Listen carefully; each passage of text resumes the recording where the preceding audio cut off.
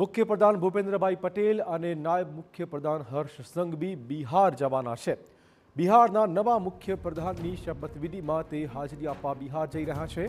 આવતીકાલે થનારી શપથવિધિ માટે બંને નેતા બિહાર માટે રવાના થવાના છે। બિહારના મુખ્યપ્રધાનની શપથવિધિમાં ગુજરાત સરકારનું પ્રતિનિધિમંડળ ઉપસ્થિત રહેવાનું છે।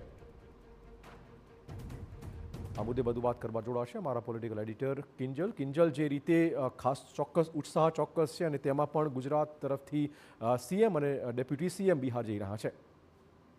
जी देखो, महाराष्ट्र में जયારે सीएम शपथविधि योजाई હતી, શક્તિ પ્રદર્શન હતું તે કરવામાં આવ્યું હતું। એનડીએ ના જે તમામ રાજ્યોના મુખ્યમંત્રી હતા તેમને બોલાવવામાં આવ્યા હતા, ડેપ્યુટી સીએમને પણ બોલાવવામાં આવ્યા હતા। તે જ રીતે જ્યારે ગુજરાતમાં ભૂપેન્દ્ર પટેલ શપથ લઈ રહ્યા હતા ત્યારે પણ એક શક્તિ પ્રદર્શન કરવામાં આવ્યું હતું। વડાપ્રધાન તરીકે નરેન્દ્ર મોદી જ્યારથી દેશમાં વડાપ્રધાન છે ત્યારથી એક એવો ટ્રેન્ડ છે કે જ્યારે પણ એનડીએ શાસિત રાજ્યો છે કે ત્યાં જો એનડીએના મુખ્યમંત્રી બનતા હોય છે તો તે તમામ જે રાજ્યના સીએમ અને ડેપ્યુટી સીએમને બોલાવતા હોય છે। સ્વાભાવિક છે કે જે રીતના બિહારના પરિણામો આવ્યા છે એકદમ કલ્પના બહારના પરિણામો છે। જ્યારે નીતિશ કુમાર ફરી વધુ એક વખત સીએમ તરીકે શપથ લેવા જઈ રહ્યા છે ત્યારે તમામ રાજ્યના સીએમ ડેપ્યુટી સીએમને બોલાવવામાં આવ્યા છે।